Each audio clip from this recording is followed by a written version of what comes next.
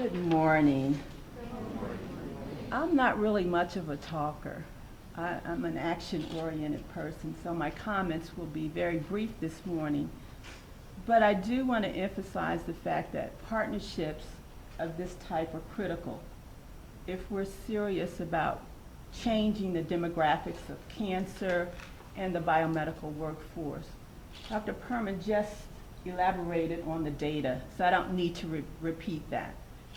And if you don't know, young students, go look it up. But what you'll find is that more minorities die from cancer, and that there is a dearth of individuals from underrepresented populations entering the biomedical workforce enterprise.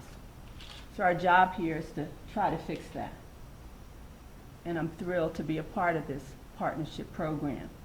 Now, NCI has been on the case for a long time when it supported its first minority student on an existing grant in the early 70s. And that program has now become an NIH-wide program.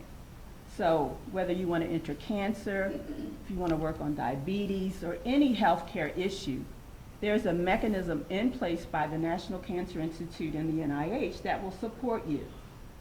But the National Cancer Institute was not satisfied with just that activity alone. So in the early 90s, it created a program, which is called the CURE, the Continuing Umbrella of Research Experiences for Individuals from Diverse Populations. And as Dr. Perman pointed out, this program will support individuals from high school all the way to your first academic appointment. So there's no reason now to worry about how can I support my education. If you're interested in pursuing a career in cancer research, we have opportunities that will support your educational experiences, whether you're a high school student, an undergraduate student, a graduate student, a postdoc, or junior faculty member.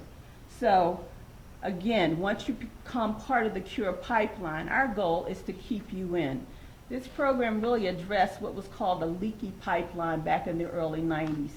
So the CURE is a pipeline without leaks. Our goal is to get you to become competitive cancer researchers in the end. We started the high school program in probably the early 2000s, 2001. And since then, we've supported over 1,000 high school students. And the early data is really showing that our students are competitive in the fact that they are higher than the national average in graduating from high school, going on to undergraduate school, and entering graduate school. So these early observations have convinced us that this program works. So right now, we're at a time, we're primed to really go into earlier intervention strategies, the K through 8 program, because we know that in our communities, early intervention is critical. Because often when students get to high school, it's way too late. So this program and the leadership and this partnership is absolutely wonderful, because we've been trying to do this, we've been thinking about it for quite some time, possibly for 10 years, and as a result of interventions beyond our control, which are very positive, including Ms. Steins, Dr. Perman, and Kevin Cullen, we're able to launch this pilot project here for 2 years. Now understand, the goal is to plan this project and to implement it, but clearly it's going to take a village for it to be successful. And we're certain, based on the institutional leadership and the passion of the people in the program that I've met, that we'll be back in a couple of years reporting on the successful outcomes of this program.